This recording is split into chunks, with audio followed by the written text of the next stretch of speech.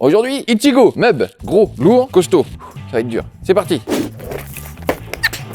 Bon, c'est quand même lourd. C'est pas une bonne idée d'aller faire ses courses avec ça. Donc la caisse de voyage, il faut savoir que c'est la première qu'on a développée. Donc on a une différence par rapport à Saitama, c'est qu'on n'a pas les parties boules ici qui protègent mieux. Donc c'est quand même renforcé, mais on n'a pas la partie arrondie qui absorbe plus les chocs. Donc on a le système d'ouverture ici, qu'on a un peu amélioré par rapport au début. Les poignées. On a le système de patin là qui permet de poser la caisse soit debout, soit couché. Et puis le système des roulettes qui vous permet de la déplacer quand même assez facilement. Jusqu'à l'endroit où vous désirez en chier en fait. Le buste, ça représente vraiment une autre gamme que la HQS, que la HQS+, c'est vraiment un produit à part et on voulait qu'il se détache aussi par son packaging. Alors, ouverture. Hop, il faut faire un tour complet et on libère la serrure. À partir de ce moment-là, le mieux c'est d'être à deux. Vous pouvez le faire tout seul, mais vous allez vraiment galérer. Et en plus, vous risquez de vous faire mal. Est-ce que je peux avoir un assistant pour tenir ma boîte, s'il vous plaît, assistant ? Bonjour. Bonjour, vous êtes assistant ? Oui. Enchanté, je vous en prie, prenez place. Donc ce que je vais faire, c'est que je vais venir prendre la sangle ici pour libérer le poids qui force dans le fond. Donc je le bascule vers l'avant. Hop.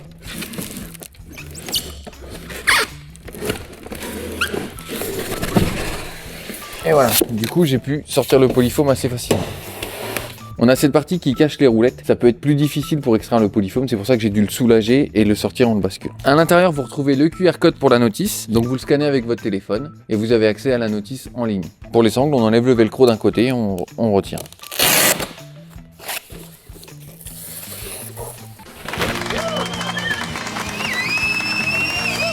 Merci, c'est beaucoup d'émotion pour moi, je m'attendais pas à ça. Merci beaucoup. C'est vraiment quelque chose de solide ça, on peut vraiment tirer dessus, il n'y a pas de problème, n'ayez pas peur. Vous pouvez vraiment le prendre pour sortir le polyfoam. Qu'est-ce qu'il faut faire maintenant ? Là, faut attendre. Du coup, en attendant, on attend. Ça fait même pas 5 minutes à ma montre invisible. Ça va être long, 24 heures. On est à combien là ?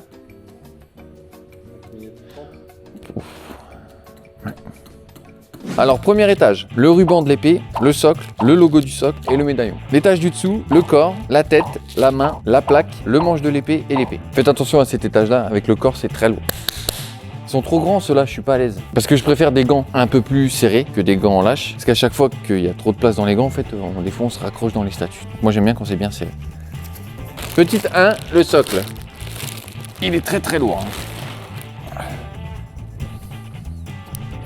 Donc la partie avant, la partie arrière. Là, comme j'ai de la place, je vais venir insérer le socle par l'arrière en fait, parce qu'on voit mieux de derrière. Vous pouvez le faire par devant, mais moi je vais le faire par derrière. Quand vous allez sortir le buste, donc la partie principale de la statue, surtout ne prenez pas par ici.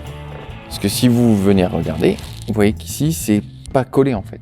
On a vraiment une partie qui est à part. Et si vous prenez par la corne, il y a de fortes chances pour que ça vous reste dans les mains. Donc prenez par la partie de la manche et du col pour le dégager du polyfoam. Ouah, alors... Franchement, je commence à être trop vieux pour ces conneries. Vous voulez pas embaucher un jeune pour faire ça ? Non, tout le monde s'en fout en fait. D'accord, bon, je vais continuer à en chier tranquille.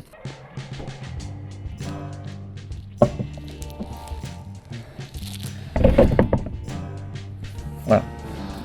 L'emboîtement est plutôt simple, parce qu'il faut juste mettre le carré dans le carré, c'est pas très compliqué. Ce qui est gênant, c'est que c'est vraiment très lourd. Donc on va venir placer l'épée ici, sauf que le plot de l'épée, on peut pas mettre l'épée toute seule. Donc il faut maintenir l'épée, préparer la main, mettre l'épée et mettre la main.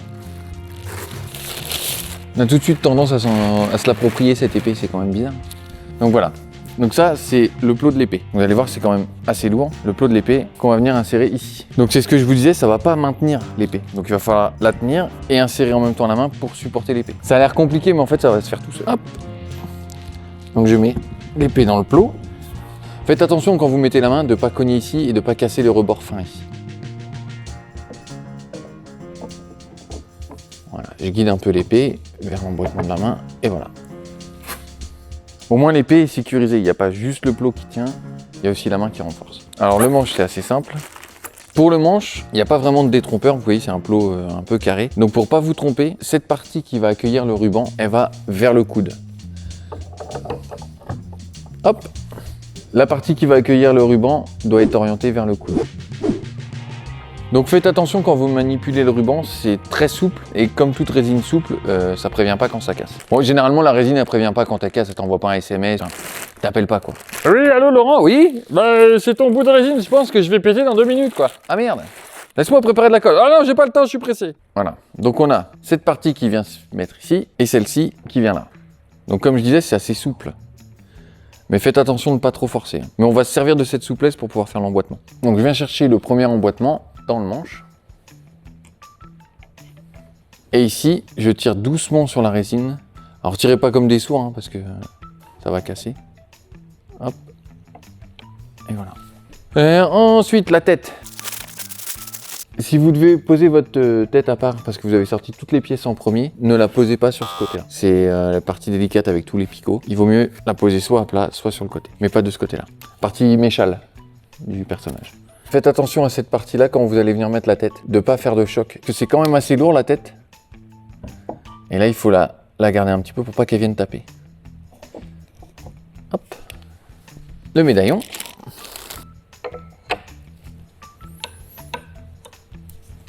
Et la plaque. On a ça, on a ça, on a ça, et on a ça. J'aime bien tout.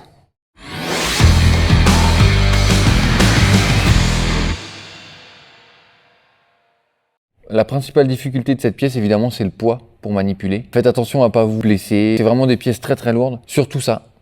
Le torse avec le bras, c'est vraiment très très lourd. Là où vous risquez d'avoir des soucis, je vous ai dit, c'est à la sortie. Surtout, ne prenez pas par cette partie-là. C'est sûr qu'elle va vous rester dans les mains. On essaie de venir chercher ici, ici ou ici. Des parties vraiment assez costauds. Attention à l'insertion des pièces comme la tête, la main et même le ruban pour les parties fines des bandages. Et n'oubliez pas de mettre l'épée et la main ensemble pour sécuriser l'épée. C'est les principaux points sur lesquels vous devez faire attention. Et après, le reste, ça roule tout seul. Hein. Et je trouve cette pièce vraiment imposante. Enfin, je trouve que le regard est vraiment captivant. Les textures sont vraiment classe. Elles ont un petit truc, cette texture. Parce que c'est pas fait comme d'habitude. D'habitude, on fait les textures en 3D et c'est imprimé en 3D. Et là, les textures étaient tellement grosses qu'on ne pouvait pas les faire. Du coup, c'est un peu technique. Je vais demander de l'aide pour pouvoir mieux expliquer. On a un truc particulier sur cette statue, c'est les textures. Parce qu'on ne les a pas fait comme d'habitude en 3D. Là, c'était plus ta partie. Du coup, tu peux expliquer comment t'as fait les textures? Ce qui concerne le torse et les bras, on a fait une sculpture en tradi, en argile du coup. On a sculpté les plis. Donc, qui représentait les formes générales du buste en fait. Ouais, c'est ça. Et sur cette